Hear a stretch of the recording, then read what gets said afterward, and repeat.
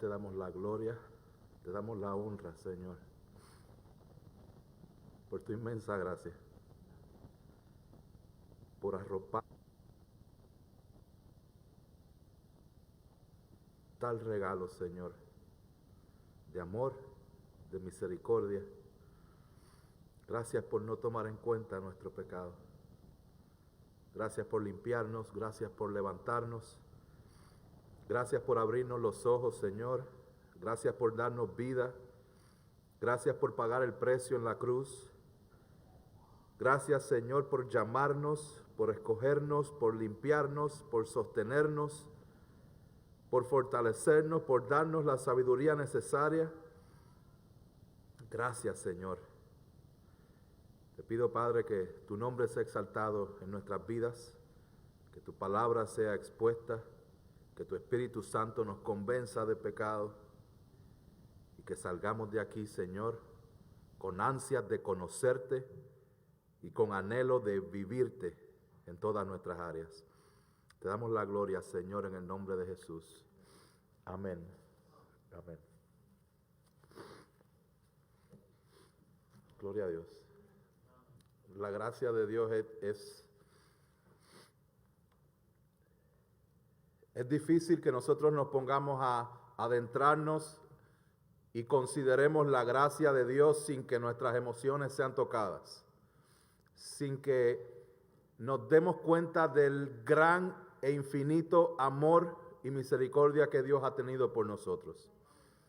Y ciertamente hay veces y situaciones en nuestra vida donde el Señor tiene como un tema, donde quiera que uno ve es la gracia de Dios, o un tema en específico, en este caso la gracia de Dios. Y ese es el tema que voy a estar predicando el día de hoy. Lo único que cuando pensamos en la gracia pensamos en un regalo inmerecido, ¿no? Y cuando pensamos en regalo pensamos en algo bueno. Nos gusta que nos regalen cosas buenas. Cuando nos dan regalos siempre nos ponemos contentos, el regalo, pero quiero hablar una parte de la gracia en la cual no va a ser tan cómoda ni nos va a poner tan contentos en el momento donde estamos en ese proceso de gracia.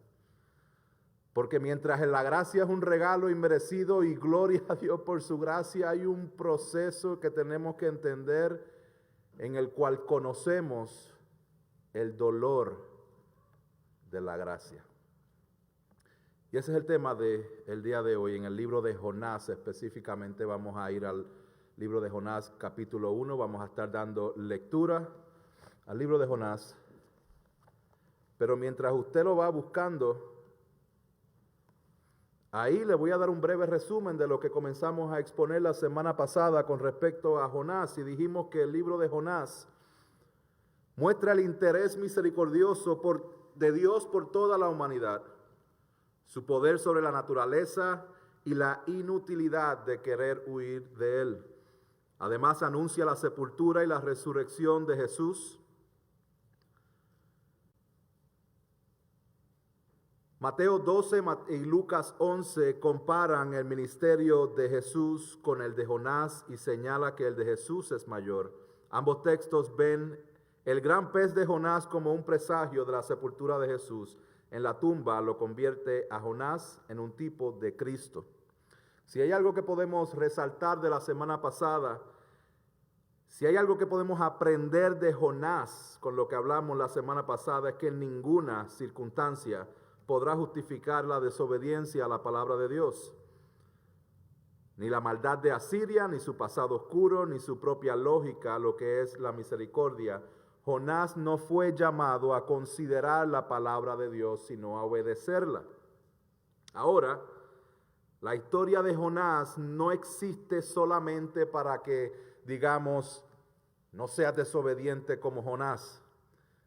Sí, hay algo de eso. Pero también hay algo más importante, que es que nosotros pongamos nuestros ojos en la soberanía y el gran poder de Dios. El que cuando dice las cosas se cumplen. El día de hoy echaremos un vistazo a lo que he llamado el dolor de la gracia. Y vamos a leer el capítulo 1 completo del libro de Jonás y dice: Vino palabra de Jehová a Jonás, hijo de Amitai, diciendo: Levántate y ve a Nínive, aquella gran ciudad, y pregona contra ella, porque ha subido su maldad delante de mí. Y Jonás se levantó para huir de la presencia de Jehová a Tarsis, y descendió a Jope, y halló una nave que partía para Tarsis. Y pagando su pasaje, entró en ella para irse con ellos a Tarsis, lejos de la presencia de Jehová. Pero Jehová hizo levantar un gran viento en el mar, y hubo en el mar una tempestad tan grande que se pensó que se partiría la nave. Y los marineros tuvieron miedo, y cada uno clamaba a su Dios. Y echaron al mar los enseres que había en la nave para descargarla de ellos. Pero Jonás había bajado al interior de la nave y se había echado a dormir. Y el patrón de la nave se le acercó y le dijo: ¿Qué tienes, dormilón? Levántate y clama a tu Dios, quizá Él tendrá compasión de nosotros y no pereceremos. Y dijeron cada uno a su compañero: Venid y echemos suertes, para que sepamos por causa de quién nos ha venido este mal. Y echaron suertes, y la suerte cayó sobre Jonás. Entonces le dijeron ellos: Decláranos ahora por qué nos ha venido este mal. ¿Qué oficio tienes y de dónde vienes? ¿Cuál es tu tierra y de qué pueblo eres? Y él les respondió: Soy hebreo y temo a Jehová, Dios de los cielos, que hizo el mar y la tierra. Y aquellos hombres temieron sobremanera y le dijeron: ¿por qué has hecho esto? Porque ellos sabían que huía de la presencia de Jehová, pues él se lo había declarado. Y le dijeron: ¿qué haremos contigo para que el mar se nos aquiete? Porque el mar se iba embraveciendo más y más. Él respondió: tomadme y echadme al mar, y el mar se os aquietará. Porque yo sé que por mi causa ha venido esta gran tempestad sobre vosotros. Y aquellos hombres trabajaron para hacer volver la nave a tierra, mas no pudieron, porque el mar se iba embraveciendo más y más contra ellos. Entonces clamaron a Jehová y dijeron: te rogamos ahora, Jehová, que no perezcamos nosotros por la vida de este hombre, ni pongas sobre nosotros la sangre inocente, porque tú, Jehová, has hecho como has querido.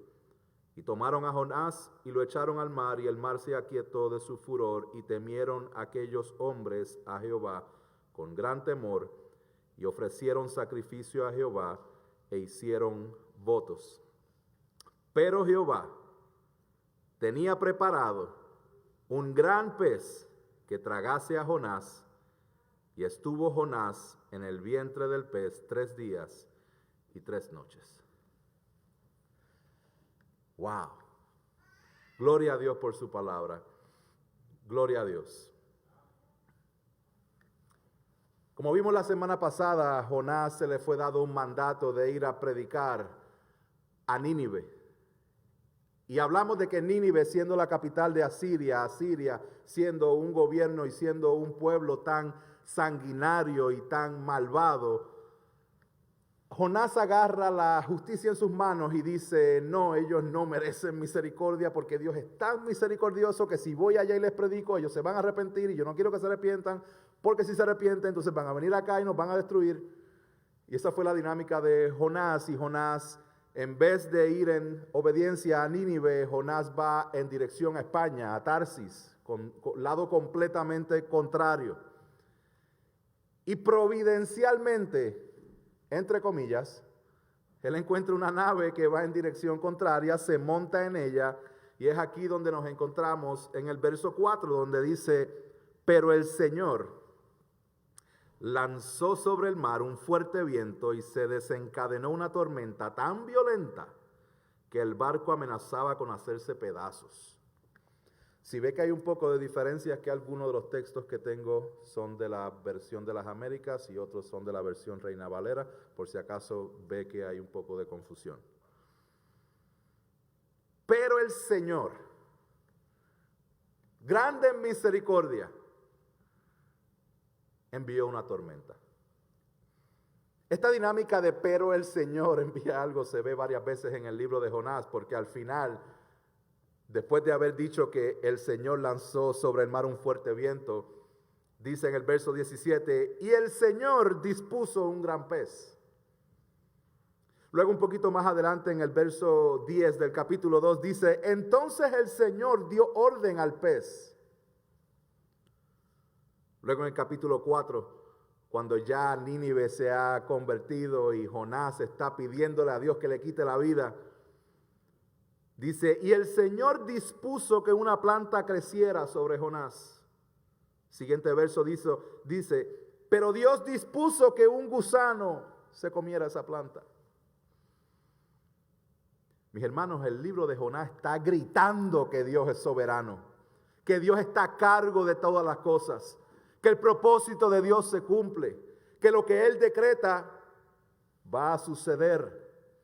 Y podemos huir de la presencia de Dios como Jonás, pero esa sería la frase más paradójica o más contradictoria que pudiéramos encontrar.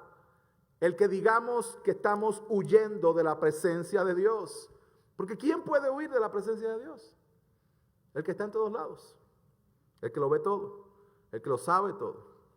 Estos versos nos muestran con claridad el poder de Dios y su soberanía sobre todo lo creado al tiempo, que nos muestra que Dios dispone de circunstancias que nos guían al cumplimiento de sus propósitos. Y muchas veces esos procesos y esas formas que Dios utiliza para guiarnos al propósito de Dios, muchas veces vienen en forma de tormenta. Yo no sé si usted ha tenido la oportunidad de algún día vivir el azote de un huracán o de una tormenta. Los hermanos aquí dominicanos, los hermanos puertorriqueños, caribeños, algunos de ellos, a lo mejor los que han vivido en el sur, a lo mejor han tenido la experiencia de vivir un huracán, una tormenta, y es nada placentero, para nada. Es un despliegue del poder de Dios y nos hace ver a nosotros tan pequeñitos. Pero si pudiéramos entender, hermanos, como lo está diciendo Jonás, que Dios utiliza este tipo de circunstancias para guiarnos y para dirigirnos. ¿Qué sería de tu vida si Dios no estuviera dirigiendo tu camino? Si Dios te hubiese permitido a ti tomar todas las decisiones acerca de tu destino y de tu futuro, ¿dónde estarías hoy? Tenemos que darle gloria a Dios por todas las veces que las puertas se nos cerraron en la cara. Y tenemos que darle gloria a Dios por todas las veces que las cosas no fueron como nosotros pensábamos. Tenemos que darle gloria a Dios porque podemos mirar hacia atrás y podemos decir, gracias Señor que no permitiste que eso pasara. Qué ciego estaba. Esa es la misericordia de Dios, pero en el momento duele. En el momento no es lo que quisiéramos. Mira el ejemplo de José. ¿Ustedes creen que José quería ser vendido y odiado por sus hermanos? Si José no hubiese sido vendido por los hermanos, no llegara a ser esclavo. Si no era esclavo, no lo compraba Potifar. Si no lo compraba Potifar, no llegara a ser seducido por la esposa de Potifar. Si no, no llegara a la cárcel. Si no llegara a la cárcel, no llegara aquí. Si no, fast forward. Si no hubiese pasado tanta dificultad, no hubiese sido la provisión de un pueblo entero. Eso es lo que Dios hace. Usa los problemas para dirigirnos. Hermanos, la ira de Dios hacia el pecado muchas veces se convierte en la puerta de la gracia de Dios para nuestras vidas. Y el dolor de esta gracia es realmente una bendición cuando se compara con el dolor que el pecado produce. El pecado promete, pero nunca lleva a cabo lo que promete. El pecado destruye. Yo trabajo para el YMCA y me requieren que yo esté entrenado en CPR, hacer primeros auxilios.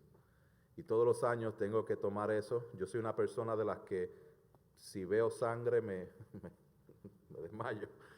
Si hay algún problema médico aquí, pues usted va a ver que yo voy a irme para el lado contrario, porque como decía el doctor Chapatín, me da cosa. Y algo que he aprendido es que cuando a alguien le hacen las compresiones en el pecho, las compresiones en el pecho es para seguir bombeando el corazón, para que la sangre siga bombeando alrededor del cuerpo. Y muchas veces eso le salva la vida a la persona, pero muchas veces termina rompiéndole los huesos de la caja del pecho. Eso duele, pero ese dolor causa que tenga vida. Y la gracia de Dios muchas veces es así. Nos duele, pero nos mantiene vivos. Nos mantiene siguiendo en el propósito de Dios. Miren lo que dice el verso 5. Los marineros, aterrados y a fin de aliviar la situación, comenzaron a clamar cada uno a su Dios, con letra pequeña, la D de Dios, y a lanzar al mar lo que había en el barco. Jonás, en cambio, había bajado al fondo de la nave para acostarse y dormía profundamente. Habíamos dicho que el libro de Jonás es un libro que tiene muchos paralelos con el Señor Jesús, y aquí vemos uno de ellos. Porque mientras se desataba la tormenta, Jonás dormía. ¿Se acuerdan de alguna historia en el Nuevo Testamento donde en medio de una tormenta había alguien durmiendo? Mateo 8:24 dice, y he aquí se levantó en el mar una tempestad tan grande que las olas cubrían la barca, pero él dormía. ¿Cuál es la diferencia, hermanos? La diferencia es que Jonás dormía anestesiado en su rebeldía.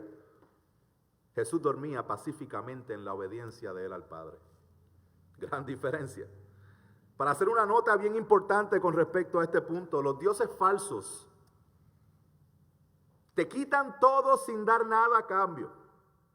El Dios verdadero te da todo sabiendo que en ti no hay nada que puedas ofrecerle. Esa es la gran diferencia. Vamos a seguir leyendo esto porque está más interesante. Dice, el capitán del barco se le acercó y le dijo, ¿cómo puedes estar durmiendo? Levántate, clama a tu Dios. Esto es interesante porque estos marineros se creen que eran fenicios, eran expertos en el comercio marítimo, y si había gente que había pasado por tormentas eran ellos. Ellos estaban acostumbrados a pasar por diferentes tipos de tormentas, pero esta tormenta no era normal, no era como las anteriores. Y el miedo que estaban experimentando estos marineros era real. Ellos sentían que iban a morir, literalmente. Aún así, nosotros vemos algo bien interesante, que estos marineros son los que despiertan al dormilón que está metido en la barca. Levántate y clama a tu Dios. Los paganos diciéndole al creyente, al profeta del Dios Altísimo, levántate, dormilón. Algo parecido dijo el apóstol Pablo en Efesios capítulo 5, verso 14. Por lo cual dice, despiértate tú que duermes y levántate de los muertos y te alumbrará Cristo. Hay veces en que estamos un poco dormidos en ciertas áreas de nuestra vida, que necesitamos ese despertar de la palabra de Dios. Ellos hacen la pregunta y les reclaman, haciéndole montones de preguntas. Dinos ahora, ¿quién tiene la culpa de que se nos haya venido este desastre? ¿A qué te dedicas? ¿De dónde vienes? ¿Cuál es tu país? ¿Cuál es el pueblo a que él pertenece? Y la respuesta de Jonás es firme, y era para que, yo digo esta frase mucho y a veces mi esposa me dice, no digas eso. Era para volarle la cabeza a los marineros. Porque los marineros eran politeístas. Significa que creían en muchos dioses. El dios del mar, el dios del cielo, el dios de acá, el dios. Y la respuesta que le da Jonás es, soy hebreo. Cuando él dice soy hebreo, ese era el título que le daban los extranjeros a las personas de Israel. Y dice, y temo al Señor, Dios del cielo. ¿Tú ves esta tormenta que está aquí? ¿Tú ves este mar que está aquí? Mi Dios es el que lo hizo, le dice Jonás. Dios del cielo que hizo el mar y la tierra firme. Jonás no desobedece por falta de conocimiento, sino que desobedece aún conociendo al Dios verdadero. Y por eso es que es tan importante, hermanos, que nosotros como creyentes nos miremos al espejo constantemente, nos estemos evaluando, nos estemos considerando, no a la manera en que nosotros nos percibimos, sino a la manera en que Dios nos percibe y nos dice en la palabra. Por eso es que el salmista dice: examíname, oh Dios, y conoce mi corazón, pruébame, conoce mis pensamientos y ve si hay en mí camino de perversidad, y guíame al camino eterno. Por eso es que el salmista también dice: mas líbrame de los pecados que me son ocultos. Hermanos, nosotros tenemos una capacidad tan grande de pecar que pecamos sin darnos cuenta. Y si ignoramos esto, hermanos, el pecado nos anestesia. Y sin darnos cuenta, estamos como dentro del mar. ¿Usted se ha metido en el agua alguna vez? Que usted deja las cosas en la arena y usted se mete al agua.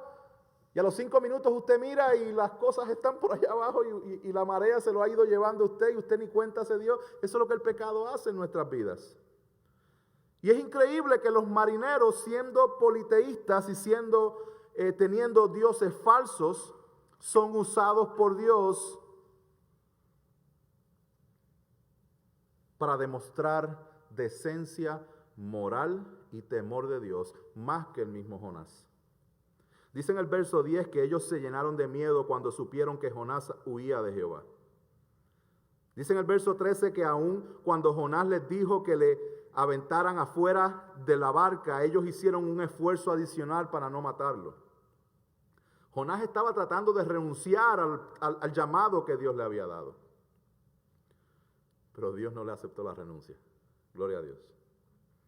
En el verso 14 los marineros reconocen la soberanía de Dios y le piden misericordia.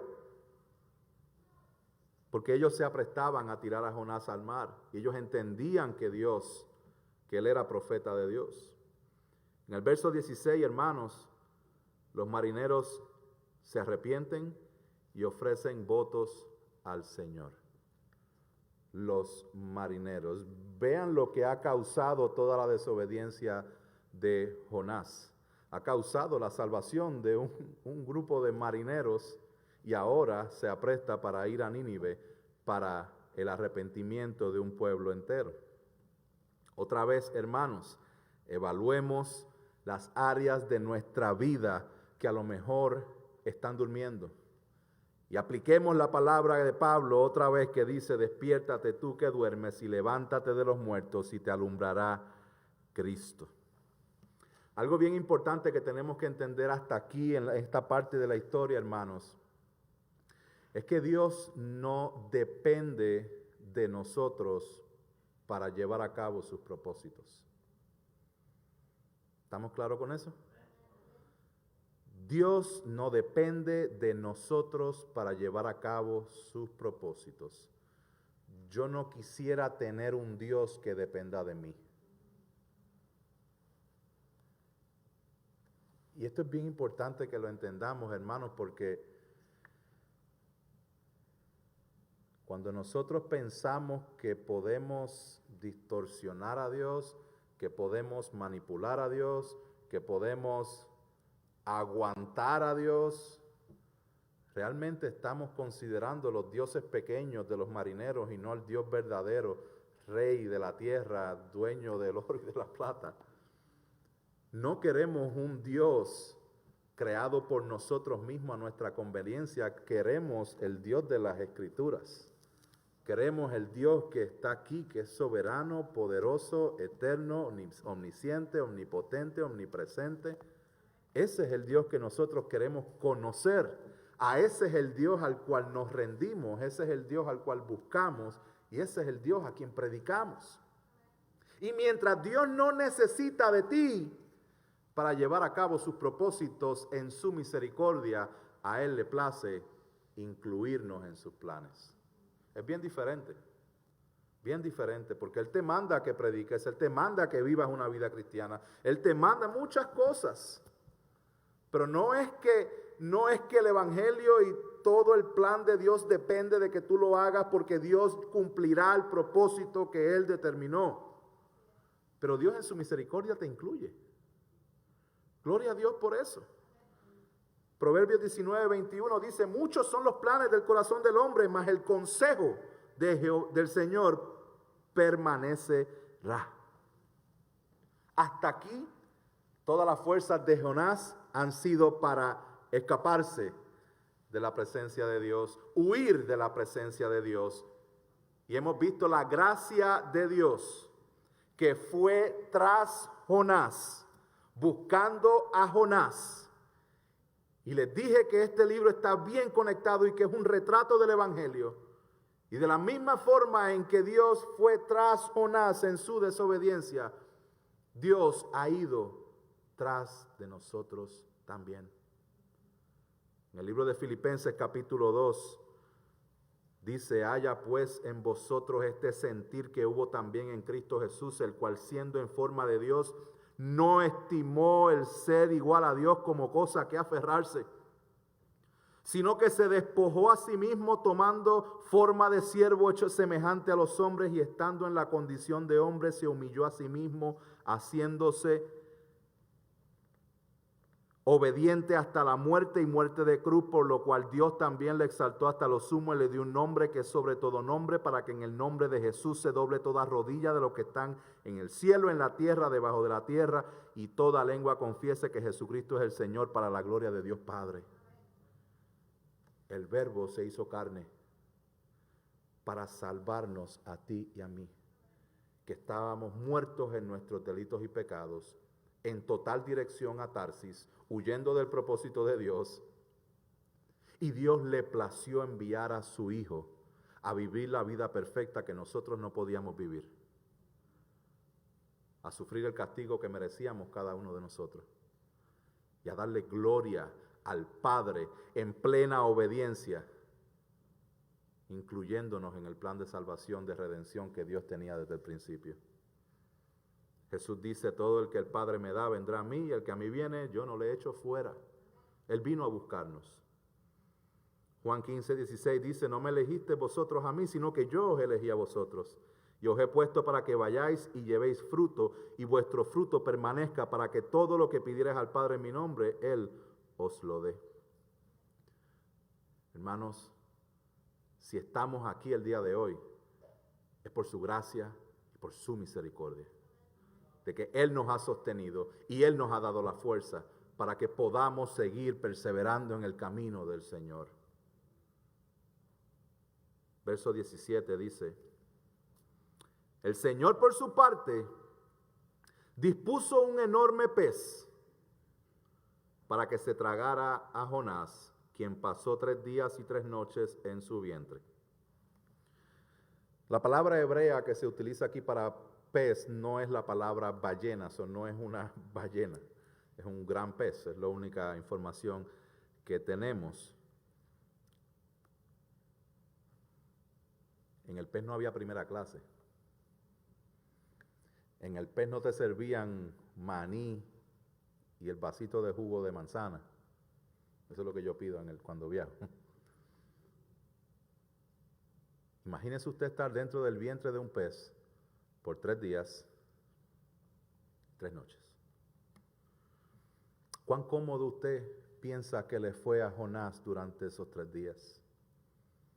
Mientras él quería renunciar al llamado de Dios, Dios había preparado un pez para llevarlo directo al propósito que él había establecido.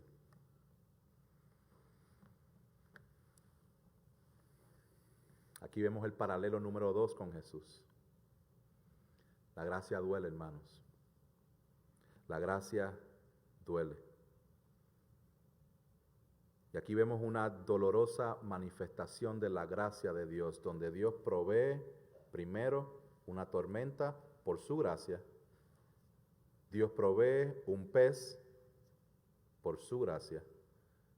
Y Jonás está 3 días y 3 noches en el vientre del pez por su gracia.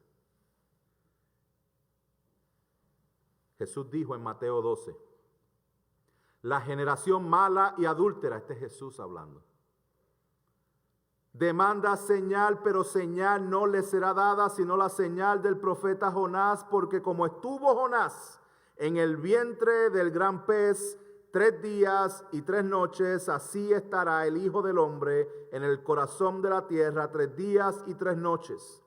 Los hombres de Nínive se levantarán en el juicio con esta generación y la condenarán porque ellos se arrepintieron a la predicación de Jonás. Y he aquí, más que Jonás en este lugar. Jesús es mayor que Jonás. Si Nínive se convirtió a la predicación de Jonás, Jesús le estaba diciendo a los fariseos, aquí tienen uno mayor que Jonás. Por lo tanto, en la rebeldía de ustedes, la gente que se arrepintió de Nínive los va a juzgar a ustedes. Hermanos, lo que el Señor Jesucristo pagó por salvarnos, esa gracia que es un regalo inmerecido, es gratis para ti, pero le costó mucho a Él. Mateo 26 dice, y tomando a Pedro y a los 2 hijos de Zebedeo, comenzó a entristecerse y a angustiarse en gran manera. Marcos 14 dice, mi alma está muy triste hasta la muerte, quedaos aquí, velad. Lucas 22 dice, y estando en agonía oraba más intensamente y era su sudor como grandes gotas de sangre que caían hasta la tierra. La gracia del Señor fue dolorosa. El profeta Isaías lo describió de esta forma. Despreciado y desechado entre los hombres, varón de dolores, experimentado en quebranto, y como que escondimos de él el rostro, fue menospreciado y no lo estimamos. Ciertamente llevó él nuestras enfermedades y sufrió nuestros dolores, y nosotros le tuvimos por azotado, por herido de Dios y abatido, mas él herido fue por nuestras rebeliones, molido por nuestros pecados. El castigo de nuestra paz fue sobre él, y por su llaga fuimos nosotros curados. Un alto precio para que la gracia de Dios nos alcance. Un gran dolor, un gran sufrimiento. Y cuando hablo de este dolor y este sufrimiento, hermanos, no podemos verlo con los ojos humanos, aunque es imposible porque somos humanos, pero es que se nos hace difícil poder entender lo que dice la palabra de Dios en este respecto, porque sí Él sufrió con los latigazos, sí Él sufrió con los clavos, sí Él sufrió con el desprecio. Pero hermanos, el verdadero castigo que Jesucristo recibió en la cruz del Calvario fue la ira de Dios. El castigo por el pecado tuyo y mío. Él era perfecto y Él recibe el pecado, Él carga nuestro pecado. Y la ira de Dios es sobre Él. Y ese castigo que nos tocaba a ti, no me tocaba a mí, ese es el castigo que Él padeció en la cruz del Calvario. Ese es el dolor de la gracia, ese es lo que causa el pecado. Y por eso es que nosotros no podemos minimizar nuestro pecado. Es un pecadito, pecado, una mentirita blanca. No, eso está bien, Dios sabe, Dios conoce. Dios es misericordia, Dios es amor. Hermanos, Cristo pagó este precio por nuestro pecado. El problema es, o lo que deberíamos estar buscando es tratar de ver más claro cuán grande es nuestro pecado, para que entonces podamos ver cuán grande es su gracia. ¿Usted quiere conocer la gracia de Dios? Pídale al Señor que le examine y le muestre su pecado. Pídele al Señor que le permita conocerle para que usted vea cuán santo es Él. Y mientras más usted crece en el conocimiento de la santidad de Dios y más usted crece en el conocimiento de su pecado, más sentido hace la gracia. Y más gloria le vamos a dar a Él por la gracia que Él nos ha dado. Para terminar, hermano creyente, examinemos nuestro corazón delante del Señor y pidámosle que nos despierte a la realidad de nuestro pecado y a la realidad de su gracia, para que alumbremos con la luz de Cristo. Dios en su soberanía utilizará toda situación y circunstancia en la vida del creyente para guiarlo a sus propósitos. Usted haga la lista de todas sus circunstancias, de todas sus situaciones, de todos sus problemas.